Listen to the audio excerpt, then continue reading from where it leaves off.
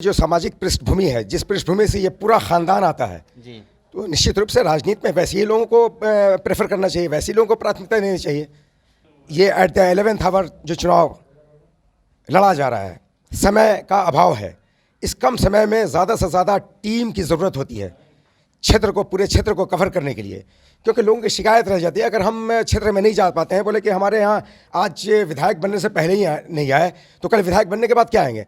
हमारी जो स्टार प्रचारक की लिस्ट बनी है सिर्फ 10 लोगों का नाम है और यहाँ तो पूरी कैबिनेट उठ के आ जा रही है, पूरा जैम्बो जेट आ जा रहा है। वो हज़ारों की तादाद में वो लोग आ रहे हैं, उस सैकड़ों हज़ारों की तादाद की संख्या में 10 की क्या अहमियत है। 10 लोग इस प्रचारक की लिस्ट में हैं। आपके राजू साहब ने स्टेटमेंट दिया, आपको मालूम है। मैं हमारे राजू साहब ने ये गोपालगंज हाँ, मैं आपके गोपालगंज के ही हैं, आपके राजू साहब की बात नहीं कर रहा हूँ, आपके गोपालगंज के हैं, आपके पड़ोसी हैं। इससे इनकार कर सकते हैं क्या? नहीं, हम लोग का पड़ोसी कोई नहीं होता है सर। ऐसा कुछ नहीं है। ठीक है, आपका एक प्रोफेशन है, वो निष्पक्ष आपको भूमिका अदा करनी है, वो प्रोफेशन है। लेकिन आप थोड़ी कह देंगे कि आप अपने पिताजी से इनकार कर देंगे, वो हमारे पिताजी नहीं हैं। नमस्ते, मेरा नाम आदित्य है और आप सभी का द पंचायत में स्वागत है। इस वक्त हमारी मौजूदगी गोपालगंज में है। गोपालगंज में विधानसभा का उप विधानसभा का चुनाव चल रहा है और यहाँ पे हमारे साथ इस वक्त बात करने के लिए जो कि AIM से विधायक जो पार्टी है, जो कि झारखंड के प्रदेश अध्यक्ष मोहम्मद साकिर जी हैं, जो कि स्टार प्रचारक के रूप में गोपालगंज में पहुंचे हुए हैं। आइए इनसे हम बात करते हैं। सर, सबसे पहले हमारे चैनल में स्वागत है आपका। बहुत बहुत शुक्रिया, धन्यवाद। आप सर, स्टार प्रचारक के रूप में गोपालगंज में पहुंचे हुए हैं आप। जी हाँ, क्या कहना चाहेंगे? निश्चित रूप से मैं गोपालगंज विधानसभा क्षेत्र के तमाम निवासियों से, तमाम वोटर्स से, चाहे वो किसी भी धर्म विशेष के हों, जाति विशेष के हों, वर्ग विशेष के हों, वर्ण विशेष के हों, तमाम लोगों से आह्वान करूंगा कि आप असलम साहब जैसे, जो अब्दुल सलाम साहब हैं, असलम मुखिया जी हैं, इनके मुखिया होने का भी कार्यकाल आपने देखा है। इनका पूरा परिवार समाज के लिए, संपूर्ण समाज के लिए समर्पित है। कोई भेदभाव नहीं, कोई जात पात नहीं। इनका बेटा जो अपना है, एक अनस नाम का, वो ब्लड बैंक का सबसे बड़ा कैंप यहाँ पे चलाता है, वो ब्लड बैंक है। उनके एक और बेटा है, वो भी समाज सेवा के प्लेटफॉर्म से ही जुड़े हुए हैं। यानी पूरा जीवन जो हम, ये तीसरा दिन है हमारा, हमने क्षेत्र का जो भ्रमण किया, जो इनकी लोकप्रियता देखी समाज सेवी के रूप में, वो शायद हमने सोचा भी नहीं था, कल्पना भी नहीं की थी कि इतनी बड़ी लोकप्रियता हमारे गैर मुस्लिम भाइयों में है, दलित भाइयों में है, पिछड़े वर्गों में है, सभी समाज के लोगों में है। क्योंकि इनकी जो इनका क्रियाकलाप है वो किसी भी समाज, धर्म और जाति से ऊपर उठ के है। तो ये बहुत प्लस पॉइंट है और बहुत पॉजिटिव मैं रिस्पांस देख रहा हूँ, काफ़ी सकारात्मक और आशावादी है। थोड़ा सा मैं आपको रोक के यहाँ पे कुछ बात करना चाहेंगे। जो अनस सलाम है, जो कि गोपालगंज में एक सामाजिक कार्यकर्ता है और गोपालगंज में किसी भी वक्त आपको ब्लड की ज़रूरत पड़ जाती है, रात के 2 बज रहे हो या दिन के 2 बज रहे हो, या रात के 10 बज रहे हो या सुबह के 10 बज रहे हो, या मॉर्निंग के 6 बज रहा हो या शाम के 6 बज रहा हो, किसी भी वक्त वो आदमी आपको ब्लड डोनेशन का काम, ब्लड जाके देगा ही देगा हॉस्पिटल में। और एनी टाइम किसी की भी सहायता करने के लिए 24/7 वो मौजूद रहते हैं। वो है अनस सलाम, जो कि गोपालगंज में सबसे बड़े सामाजिक कार्यकर्ता के रूप में उनको देखा जाता है। और इनके जो परिवार है, ये भी एक सामाजिक कार्यकर्ता है। जहाँ भी जाइए बातें सुनने के लिए आ रही है सामने कि नहीं, वो लोग अच्छे आदमी हैं, वो लोग सामाजिक कार्यकर्ता हैं। वो भी वीडियो आपके सामने में लाने की कोशिश करूँगा। जी सर, आगे बताइए, क्या करना चाह रहे थे आप? जी, तो मैं यही कह रहा था कि जो सामाजिक पृष्ठभूमि है, जिस पृष्ठभूमि से ये पूरा ख़ानदान आता है जी, तो निश्चित रूप से राजनीति में वैसे ही लोगों को प्रेफर करना चाहिए, वैसे ही लोगों को प्राथमिकता देनी चाहिए। तो हमारा यही आह्वान है तमाम गोपालगंज विधानसभा के निवासियों से कि आप अपना एक एक वोट देकर अपने इस भाई को आजमाएं, एक बार मौका दें, अवसर दें। जी। क्या लगता है आपको, पार्टी कैसे आपके ऊपर ट्रस्ट कर ली, क्या स्टार प्रचारक बना के यहाँ बिहार भेज दी गोपालगंज में? देखिए, ये तो हम लोगों की ड्यूटी है। किसी भी पार्टी में ये होता है, ऐसा नहीं कि कोई ऑल इंडिया में जैसे इत्तेहादुल मुस्लिमीन की ही बात है। हर पार्टी के स्टार प्रचारक होते हैं, वो उसी का हिस्सा मैं भी हूँ। और आप जानते हैं कि ये एट द 11th आवर जो चुनाव लड़ा जा रहा है, समय का अभाव है। इस कम समय में ज़्यादा से ज़्यादा टीम की ज़रूरत होती है पूरे क्षेत्र को कवर करने के लिए, क्योंकि लोगों की शिकायत रह जाती है अगर हम क्षेत्र में नहीं जा पाते हैं, बोले कि हमारे यहाँ आज विधायक बनने से पहले ही नहीं आए तो कल विधायक बनने के बाद क्या आएंगे। तो इन शिकायतों को दूर करने के लिए तमाम जो हमारे कार्यकर्ता हैं, चाहे महाराष्ट्र से हों वो भी आ रहे हैं, उत्तर प्रदेश के लोग आ रहे हैं, बिहार से तो लोग, बिहार में चुनाव है, झारखंड, जहाँ जहाँ हमारी टीम है, जो खास करके एडजेसेंट एरिया है, बिहार से लगा हुआ एरिया है, उन तमाम के जो पदाधिकारी हैं वो आ रहे हैं, वो इसीलिए कि वो हम ज़्यादा से ज़्यादा एरिया कम से कम वक्त में कवर कर सकें। सर 2 विधानसभा के सीटों का जीतने के लिए मतलब एक से एक बड़े बड़े स्टार प्रचारक आ जा रहे हैं, कहीं पे योगी जा रहे हैं तो कहीं पे बड़े बड़े भाजपा के नेता जा रहे हैं, कहीं पे आरजेडी के बड़े बड़े नेता आ रहे हैं, सिर्फ 2 सीटें जीतने के लिए। देखिए, हमारी जो स्टार प्रचारक की लिस्ट बनी है सिर्फ 10 लोगों का नाम है, और यहाँ तो पूरी कैबिनेट उठ के आ जा रही है, पूरा जैम्बो जेट आ जा रहा है, वो हज़ारों की तादाद में वो लोग आ रहे हैं। उस सैकड़ों हज़ारों की तादाद की संख्या में 10 की क्या अहमियत है? 10 लोग स्टार प्रचारक की लिस्ट में हैं। हमारा कोई जैम्बो जेट नहीं है। आज पूरा कैबिनेट उतार दिया है आपके जदयू और आरजेडी के लोगों ने एक सीट को जिताने के लिए। भाजपा वाले भी तो उतारे हैं सर। हाँ, सभी लोग, दोनों की बात कर रहा हूँ मैं, भाजपा की बात कर रहा हूँ और ये महागठबंधन की भी बातें कर रहा हूँ।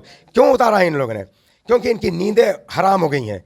असलम साहब के प्रत्याशी बनने से, हमारी पार्टी के प्रत्याशी असलम साहब जो बने, जिनकी सामाजिक पृष्ठभूमि इतनी सकारात्मक है, उसकी वजह से लोगों की नींद हराम हो चुकी है। क्या होगा? इनकी चूल्हें हिल गई हैं। आज जो अनाप शनाप जो बयान सुन रहे हैं आप इनके नेताओं से, खास करके महागठबंधन के नेताओं से, वो आप जान रहे हैं कि हताशा का परिणाम है, वो निराशा का परिणाम है। वो नाउम्मीद हो चुके हैं। उनको ये भय और ये डर सता रहा है कि हमारे मोहल्ले का नहीं है, जो आपके राजू साहब ने स्टेटमेंट दिया, आपको मालूम है। मैं हमारे राजू साहब ने ये गोपाल, हाँ, आपके गोपालगंज के ही हैं, आपके राजू साहब की बात नहीं कर रहा, आपके गोपालगंज के हैं, आपके पड़ोसी हैं। इससे इनकार कर सकते हैं क्या? नहीं, हम लोग का पड़ोसी कोई नहीं होता है सर। ऐसा कुछ नहीं है। ठीक है, आपका एक प्रोफेशन है, वो निष्पक्ष आपको भूमिका अदा करनी है, वो प्रोफेशन है। लेकिन आप थोड़ी कह देंगे कि आप अपने पिताजी से इनकार कर देंगे कि वो हमारे पिताजी नहीं है, हमारे फैमिली मेंबर नहीं है। वो तो रिलेशन है। हाँ, वो तो रिलेशन है ना। तो रिलेशन तो सामाजिक रिलेशन तो रहेगा ही, प्रोफेशनल भले नहीं हो, लेकिन सामाजिक रिलेशन रहता है। हम इंसान हैं, तो हम एक दूसरे से अलग कैसे रह सकते हैं? अच्छा सर, आपको नहीं लगता कि गोपालगंज में अगर योगी आ जाएंगे तो पूरा हिंदू का वोट उनको चल जाएगा, कुछ मुस्लिम वोट भी चल जाएगा उनको? भाई, पूरे देश के देशवासियों ने यह अनुभव कर लिया है 2014 से लेकर आज तक कि पूरे देश का बेड़ा गर्क कर दिया है, पूरे देश को विनाश के कगार पे ले गए। लोकतंत्र, इस देश का लोकतंत्र, जनतंत्र, प्रजातंत्र, गणतंत्र, इस देश की डेमोक्रेसी और जमहूरियत को इन्होंने दफन कर दिया है।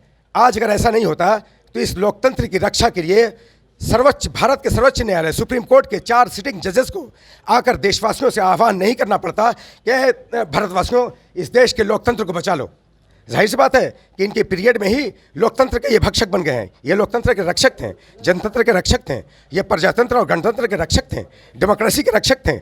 लेकिन इन्होंने जो काम किया, आज पूरे देश में जो नफरत का माहौल, वो किसकी वजह से है? किन लोगों ने पैदा किया? क्या भाजपा की वजह से? 100% भाजपा और आरएसएस के लोग। चूंकि अभी देखिए, इस देश के लोग ये नहीं समझ पाए हैं। हम तमाम लोग ये समझते हैं कि ये आरएसएस हिंदू भाइयों का संगठन है, लेकिन सच्चाई ये है कि ये आरएसएस हिंदू भाइयों का, सनातनी लोगों का और ये संगठन नहीं है। ये एक्चुअली विदेशी आर्यों का और यहूदियों का संगठन है। अगर ये उनका संगठन नहीं होता तो 97 ईयर्स हो गए, 1925 में इसकी स्थापना हुई। 97 ईयर्स में इनके मेंबर्स की तादाद कम से कम 40-50 करोड़ होने चाहिए। 100 करोड़ की आबादी अगर आप कहते हैं कि हिंदू भाइयों की है, तो 97 साल में माइक्रो टेरिटरी में इन्होंने काम किया। आप जान के आश्चर्यचकित होंगे कि 97 ईयर्स में आरएसएस के मेंबर्स की तादाद अभी तक जानते हैं कितनी है? 0.04%, 0.5% भी नहीं है। मात्र 56 लाख मेंबर हैं। 56 करोड़ होना चाहिए था। इनके पूरे देश में इनके जो संगठन, इनके जो कैंप हैं, वो 56,000 हैं। 15 से 15 to 200 इनके मेंबर्स हैं। इसका औसत और एवरेज निकालेंगे तो 100 का है। 100 multiplied by 56,000 is equal to 56 lakhs. 140 crore का मात्र 0.4% का ये आता है। तो ये एक्चुअली हमारे हिंदू भाइयों का संगठन है। ये हिंदुओं को दिग्भ्रमित कर रहे हैं। अच्छा सर, आपको ये नहीं लगता कि जैसे PFI पे 5 साल के लिए बैन लगा दिया गया, ठीक उसी तरह आरएसएस पे भी बैन लगना चाहिए? 100%। ये तो आरएसएस पे बैन 2 बार लग चुका है। तो लालू यादव ने भी सवाल उठाया। लौह पुरुष आपके पटेल साहब ने, सरदार वल्लभ भाई पटेल साहब ने ऑलरेडी लगा चुके हैं। दूसरी बार भी उन पर लगा है। ये निश्चित रूप से जो उनकी आतंकवादी गतिविधि है, जो उनके टेररिस्ट एक्टिविटीज़ है, जो नफरत का माहौल जो फैला रखा है, इस देश में। हम हिंदू, मुसलमान, सिख, ईसाई, ये देश विविधता में एकता का देश है, विभिन्नता में एकता का देश है, यूनिटी इन डाइवर्सिटी का देश है, इख्तलाफ में इत्तेहाद का देश है। और इस इत्तेहाद को दुनिया की कोई ताकत नहीं तोड़ सकती। ये चंद मुट्ठी भर लोग, आटे में नमक के बराबर लोग जो आरएसएस के लोग हैं, वो नहीं तोड़ सकते। आजीवन नहीं, क़यामत तक नहीं, परले तक नहीं तोड़ सकते। हमारा यह अनुनाश्य संबंध है। ना हम गैर मुस्लिम भाइयों के बगैर रह सकते हैं, ना वो हमारे बगैर रह सकते हैं। हम एक दूसरे के एक फैमिली, एक मेंबर की तरह हैं। हम दोनों एक दूसरे की ज़रूरत है, आवश्यकता है। ये नहीं कर सकते। और 97 ईयर्स में ये कामयाब नहीं हुए तो 97 सदियां गुजर जाएंगी, तब भी ये कामयाब नहीं होंगे। चलिए सर, मोदी ड्यूरेशन में सर इतनी महंगाई बढ़ गई, उसको कैसे देखते हैं? अंतिम सवाल आपसे। देखिए, महंगाई, करप्शन सबसे बड़ा रीज़न है।